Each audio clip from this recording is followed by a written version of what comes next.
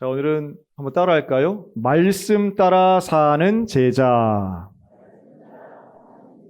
네, 올해 표어이고요. 올해는 교육이라고 하는 가치를 가지고 작년에 그리스도인 우리는 제자입니다의 두 번째 버전이라고 보시면 되겠습니다. 올해 우리는 말씀 따라 예수님 따라 살아가는 제자가 될 것입니다. 그렇게 노력할 거고요. 근데 우리 인생들은 누구에게나 사실은 어떻게 살 것인가? 보이지 않는 하나님이 아닌 보이는 사람을 바라보며 이런 생각 가질 때가 있습니다. 나도 저 사람처럼 좀 살고 싶다. 나도 저런 유명한 사람, 우리는 어릴 땐 위인이라고 하죠. 훌륭한 사람 되고 싶다. 그래서 우리의 마음속에는 누구에게나 영웅 같은 존재가 있다. 이렇게 좀 말씀드리고 싶어요. 누구나 영웅이 있는 거죠. 사람들마다 생각하는 수준과 방향은 좀 다를지라도 나 좀 저런 인생 살고 싶어. 근사한 인생 살고 싶어. 우리 대한민국 사람들에겐 20세기까지는 동일한 영웅 몇 분이 계셨는데요. 그게 바로 이제 세종대왕 이순신 장군 같은 분들이었습니다. 이견이 없는 최고의 위인들이다 이렇게 보여지는데 또 어떤 분들은 이러한 위인들 말고도 정치인들에 대해서도 상당히 적극적인 호감을 표현하시는 분들이 있습니다. 인생 살다 보니까 내 인생의 영웅은 이분이에요. 나는 이분 정말 좋아하고 지지했습니다 하는 분들 의외로 많으시더라고요. 우리가 이렇게 사는 것 이분 덕분입니다 하는 분들도 봤습니다. 외국으로 눈을 돌린다면 이 21세기에 가장 영향력을 끼친 사람들 미국인들이긴 한데요. 스티브 잡스, 빌 게이츠. 놀랍게도 2000년대 초반에 우리나라 교과서에도 실린 분입니다. 이런 분들이 왜 우리나라 교과서에 실려야 될지는 모르겠지만 2010년대에는 중국의 교과서에도 빌 게이츠가 등장을 합니다. 그토록 미워하는 미국인임에도 불구하고 전 세계 사람들에게 21세기 가장 큰 영향력을 미친 사람이라는데 이견이 없었던 거죠. 또 뿐만 아니라 지금은 스포츠 스타들도 영웅 대접을 받기도 합니다. 최근에 돌아가신 펠레나 이번 월드컵을 통해서 말 그대로 인간 위의 반열에 오르신 메시 같은 사람들이죠. 축구를 좋아하거나 혹은 관심 있는 사람들이 이분들에게 보내는 지지와 응원은 상상을 초월하더라고요. 자기의 시간, 자기의 물질을 투자해서 이분들을 어떻게든지 닮아가고 싶은 마음들 공감이 됩니다. 우리나라에도 이러한 세계 챔피언이 있습니다. 현존하는 세계 챔피언 손흥민 선수와 잉글리시 프리미어 리그의 득점왕이죠. 그리고 또 하나 이 사람을 아느냐 모르냐가 여기에 세대에 큰 차이가 있을 텐데 올해 나이 26살 천하무적 이상혁 페이커가 있습니다. 뭐 하는 애인지 모르겠죠. 네. 그러나 전 세계에서 BTS급으로 지지를 받는 대한민국 사람 꼽으라면 이 둘뿐입니다. 대통령 이름은 모르지만 페이커는 전 세계 최소한 1억 명이 알고 있습니다. 궁금하시면 검색하시면 되겠습니다. 전 세계의 게임 챔피언입니다. 리그 오브 레전드라고 하죠. 롤의 챔피언이고 끝까지 그의 은퇴를 바라지 않는 10대, 20대, 30대의 목소리 남성들 중심으로 엄청납니다. 어쨌든 영웅이라고 생각하는 거죠.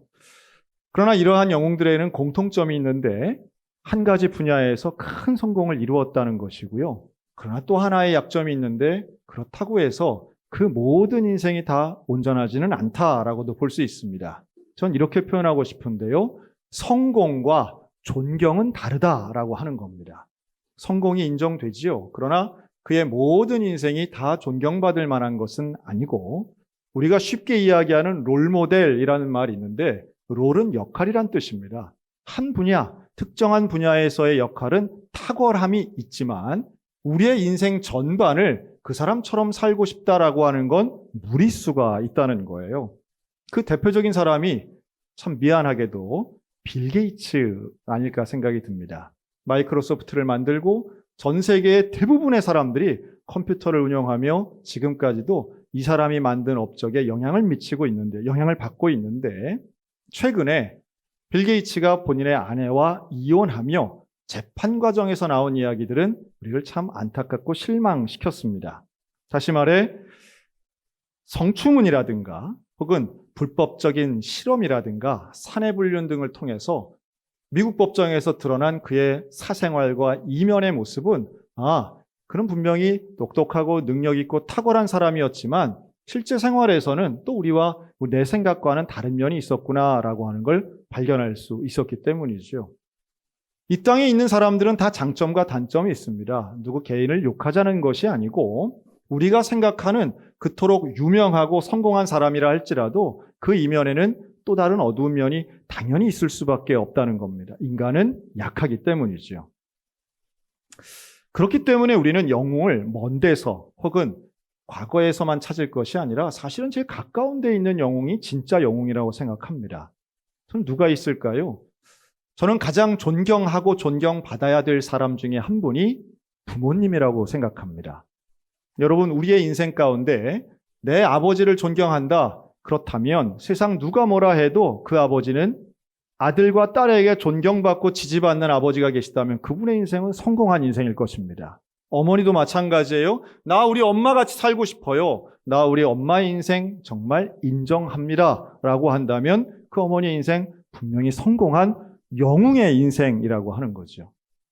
여러분, 우리 사랑하는 소양교회 오늘 다음 세대와 함께 예배드리고 있는데 우리 모든 부모님들 믿음과 신앙을 가지고 자녀에게 존경받는 놀라운 기적의 역사가 일어나시기를 주님의 이름으로 축복합니다. 제가 한 모자를 소개합니다. 100년 전 사람이긴 한데요. 1910년 하얼빈 역에서 이토 히로부미를 총으로 쏴 죽였던 분이 계시죠. 안중근 의사.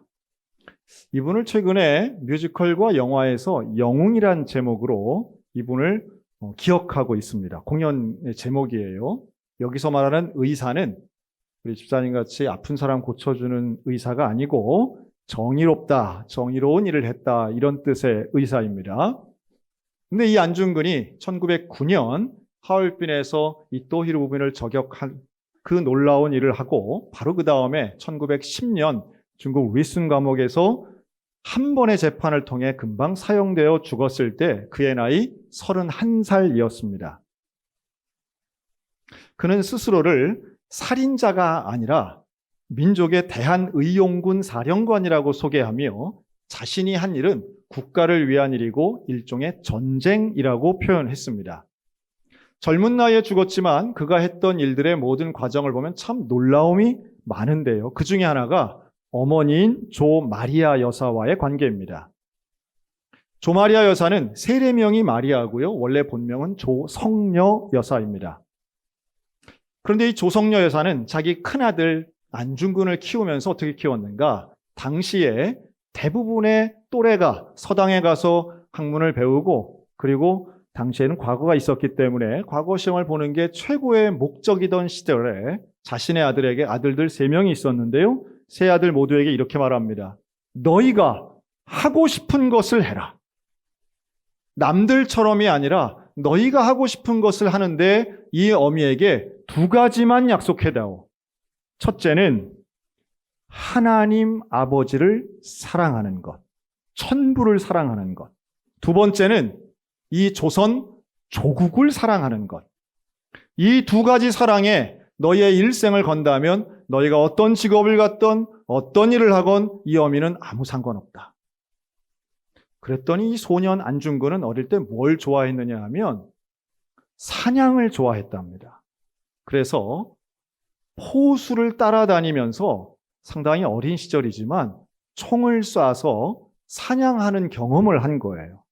다시 말해 어릴 때부터 총 쏠 수 있는 재능과 능력을 키웠던 사람이 안중근이고 그것 가지고 독립군에 들어가서 함께 참전했으며 하얼빈역에서 흔들리지 않도록 그 많은 인파 속에서 이토 히로부미를 3발을 정확하게 저격할 수 있었던 능력은 어찌 보면 어린 시절부터 키워졌다라고도 볼 수 있습니다. 그런데 더욱 놀라운 것은 이 어머니 조 마리아 여사가 위순 감옥에 갇혀 있는 아들 안중근에게 보낸 편지입니다. 천주교 신자였지만, 그리고 당시에 아직 개신교의 새벽 예배 전통이 세워지지도 않았던 때였지만, 이 어머니는 매일 새벽마다 천부에게 기도하며 하나님 앞에 기도하며 아들을 위해서 간절한 마음으로 기도하며 아들에게 편지를 씁니다. 뭐라고 썼느냐? 사랑하는 내 아들 도마야. 도마는 안중근의 세례명입니다. 긴 내용이지만 그 중에 가장 중요한 부분은 전 이거라고 봅니다. 조국을 위해 죽는 것, 목숨을 구걸하지 않고 죽는 그것이 효도이다. 너와 나는 이 땅에서 인연은 짧았지만 하나님 아버지 앞에서 우리 다시 만나자. 그리고 수희와 함께 아들에게 그 편지를 보낼 때 이 어머니의 나이는 48살이었습니다.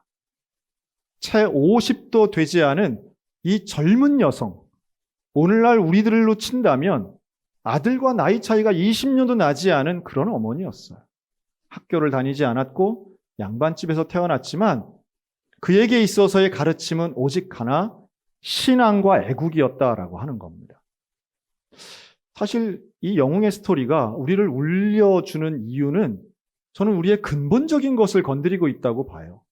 지금과 같이 내 자식에게 조금이라도 무릎만 까져도 코로나만 걸려도 얼마나 예민하게 구는 학부형들이 많은 이 시기에 내 아들, 딸을 위해서 타인은 오히려 희생하고 따돌려도 된다고 생각하는 이 이기적인 시대에 조마리아 여사가 보여준 내 아들이 내 조국을 위하여 죽고 하나님을 믿는 믿음으로 가는 건 나는 자랑스럽습니다 라고 하는 고백은 어떤 면에서는 이 시대까지 100년이 지난 지금에도 진짜 영웅이 무엇인가를 깨닫게 한다고 생각합니다.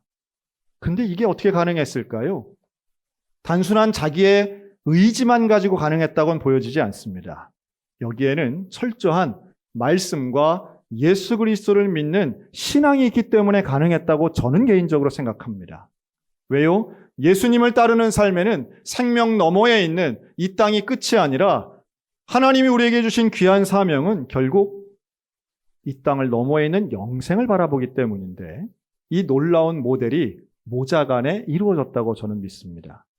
예수님을 따르는 삶, 하나님은 눈에 보이지 않죠. 그러나 보이지 않는 하나님을 따라가는 그 예수 그리스도를 따라가는 부모의 뒤에 어린 자녀들은 저렇게 살아가는 게 진짜 인생을 살아가는 일이구나.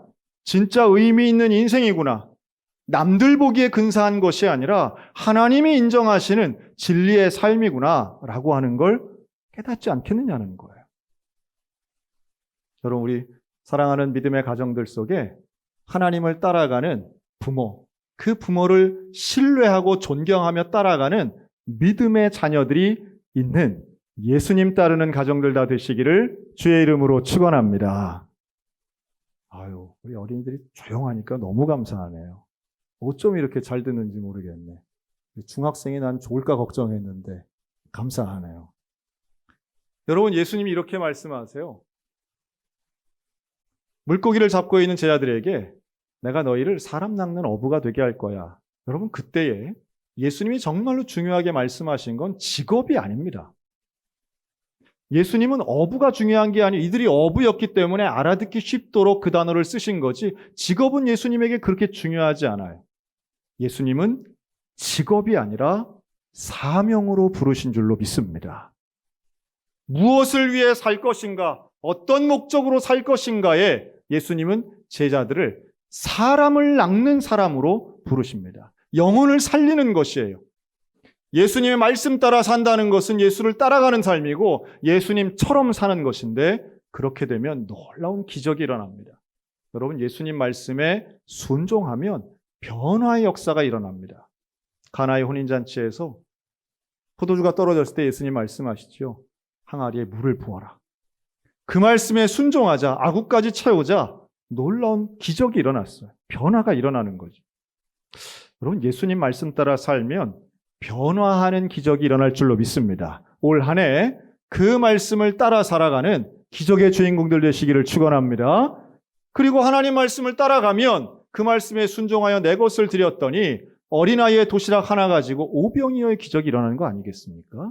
여러분, 기적은 언제 일어나는가? 말씀 따라갈 때에 기적이 일어나게 되는 것입니다. 이웃을 섬기는 것도 하나님의 마음을 흡족하게 하는 것도 결국은 말씀에 순종하고 예수님을 따라가는 삶 가운데 일어나더라는 거예요. 이것을 제자의 삶이라고 말씀드리고 싶어요. 제자는 말씀 따라 사는 것입니다. 그래서 우리 제자들은 예배와 기도의 삶을 살게 됩니다. 여러분, 올 한 해 주일이 52번이 있는데 오늘 첫 번째 주일이에요. 올 한 해 주일 예배를 한 번도 빠지지 않고 하나님 앞에 드리게 되시기를 주의 이름으로 축복합니다. 올 한 해 기도하는 모든 것들이 응답되기를 축원합니다. 예배드리고 기도하는 것이 기쁨이 되시기를 바랍니다. 억지로도 아니고 지루한 것도 아니고 이것이 나에게 가장 중요한 말씀 따라 살아가는 제자로의 삶의 중요한 기본적인 모습이어야 된다는 거죠. 성경을 읽는 것, 찬양을 하는 것, 우리 모두 가운데 깊이 있는 깨달음이 있으시기를 축복합니다. 말씀을 읽을 때에 문제가 해결되는 기적을 경험하게 되시기를 바랍니다. 참된 하늘의 지혜가 말씀을 통하여 우리 한 사람 한 사람에게 말씀하셨으면 좋겠습니다. 그리고 그 힘을 가지고 하나님을 섬기고 교회를 섬기고 복음을 증거하는 말씀을 증거하고 전하는 제자들이 되시기를 바랍니다. 오늘 예배 후에 이제 설교 후에 졸업장 받고 장학금 받을 텐데요. 우리 청소년들이 올해 필리핀에 단기 선교 갑니다. 벌써 몇 년째 계속 가요. 여러분, 선교는 생각으로 되는 것이 아니라 실천으로 되는 것이고 헌신으로 되는 겁니다. 참 귀한 선순환인 것 같아요. 우리가 장학금을 주고 그 장학금을 가지고 단기 선교를 가는데 또 투자가 되어서 우리 청소년들이 필리핀에 갑니다. 분명히 귀한 인생의 도전과 변화와 기적을 경험하게 될 줄로 믿습니다. 봉사와 섬김과 선교는 나를 소모하는 것이 아니라 나를 더욱 채우는 일이 됩니다. 올해 하나님 앞에 멋지게 봉사하고 하나님 말씀을 증거하는 선교하는 성도들 되시기를 주의 이름으로 축원합니다. 여러분, 혹시 책들을 보시는지 모르겠는데요. 2022년도에 가장 많이 우리 대한민국에서 팔린 책이 뭔지 아실까요? 젊은 작가가 쓴 소설 불편한 편의점이란 책이 있습니다. 놀랍습니다. 우리 초등학생들이 아는 척을 하네요. 도서관에서 읽었답니다. 반갑습니다. 우리 2부 예배 때는 이 책을 읽어보신 분이 한 분도 없었던 것 같은데 우리 어린이들은 이 책을 읽어봤네요. 소설입니다. 그리고 정말 몇 년 만에 나온 100만 부가 팔린 소설입니다. 눈치를 보아하니 우리 집사님, 권사님들은 안 읽으신 게 분명해요. 상관없습니다. 안 읽어도 됩니다. 이제 곧 이상한 변호사 우영우를 만든 그 케이블 채널에서 이 불편한 편의점을 드라마화 할 겁니다. 그러면 그걸로 정주행하시면 됩니다. 굳이 돈 주고 안 사도 돼요. 그런데 여러분, 이 책은요, 젊은 작가 김호연이라고 하는 작가가 이 책을 썼는데요. 재밌는 건 이 책은 기독교 소설이 아닙니다. 여기에는 예수님에 대한 이야기, 하나님에 대한 이야기가 나오지 않아요. 그런데 마지막 책장을 덮는 순간 이렇게 느낍니다. 누구나. 이것은 그리스도인이 썼구나. 참 묘한 경험이었습니다. 그 안에 직접적인 성경 말씀에 대한 설명도 없음에도 불구하고 이건 그리스도인이 썼구나. 다만 한 명이 나옵니다. 편의점 주인 사장님이 교회 권사님으로 나와요. 그런데 그분이 하시는 말씀, 사람을 대하는 태도, 이것이 전형적인 그리스도인입니다. 이 쓴 작가는 이렇게 간증을 합니다. 최근에 CBS에 나와서 간증을 했는데요. 대부분의 작가들이 그런 것처럼 20대, 30대를 지나며 무수한 실패를 경험합니다. 글 쓰는 게 좋고 글 쓰는 재능이 있음을 본인이 분명히 아는데 어떤 경우에도 실패하는 거예요. 안 되는 거예요. 누구에게도 주목받지 못하고 어떤 상도 받지 못했어요. 그런데 놀랍게도 그때에 어머니가 편지를 씁니다. 참 신기하죠. 여러분, 편지 많이 쓰시기 바라요. 그런데 이 어머니가 청파교회 권사님이신데요. 이 어머니가 쓴 편지가 이렇습니다. 너무 특별히 제가 소개하는 거예요. 사랑하는 아들 정행아, 이제 작가 이름은 김호연, 장명을 쓰고요. 본명은 정행이에요. 사랑하는 정행아, 네가 잘할 것이라 나는 믿는다. 알프레드 델프는 이렇게 말했단다. 알프레드 델프 아는 사람 한 명도 없을 거라 제가 확신합니다. 빵은 중요하다. 자유보다 중요하다. 그러나 가장 중요한 것은 하나님에 대한 신앙이다. 이렇게 짧은 쪽지를 써서 끼워주는 거예요. 성경에도 끼워주고 지갑에도 끼워주고. 아마 이런 얘기 많이 들으셨을 거예요. 방황하는 아들에게 엄마의 지지 한마디는 기적을 일으킨다. 그러나 저는 경험상 100% 말씀드릴 수 있는데 한마디 가지고 바뀌는 사람은 없습니다. 아들아, 넌 괜찮아. 내가 널 믿어줄게. 한 번 말해서 애가 헷가닥 바뀌는 경우는 존재하지 않아요. 안 쳐다보는 게 위하는 길이에요. 그렇죠? 안 쳐다보면 울지 않아요. 모두가 쳐다보면 더 웁니다. 알죠? 아들아, 그런데 놀랍게도 이 어머니는 10살 때도, 20살 때도, 30살 때도, 40살 때에도 이 편지를 썼다는 게 중요한 거예요. 그죠? 어디 가서 강의 한번 듣고 도시락 편지 한 장 썼는데 우리 아들 그래도 게임 계속해요. 이런 말은 필요 없어요. 여러분, 포기하지 마시고 하나님을 믿는 그 믿음과 신앙을 가지고 계속해서 지지하고 기도하고 하나님을 신뢰하시기를 주의 이름으로 권면합니다. 그랬더니 이 아들이 40이 넘어서 이 소설을 쓰게 됩니다. 물론 베스트셀러 작가가 된 위대한 성공 스토리니까 소개가 됐겠지만 저는 이렇게 믿습니다. 어떤 어머니라도 자기 아들, 딸을 끝까지 신뢰하지 않는 사람은 없다고 봐요. 잘 되기를 바라는 마음 똑같지요.